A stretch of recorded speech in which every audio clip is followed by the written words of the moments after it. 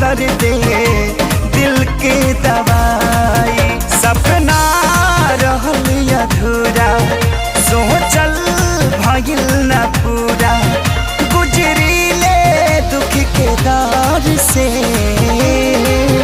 बस ये तने कराए राम जी, दिल लगे नया बुके हुआ से। बस ये तने कराए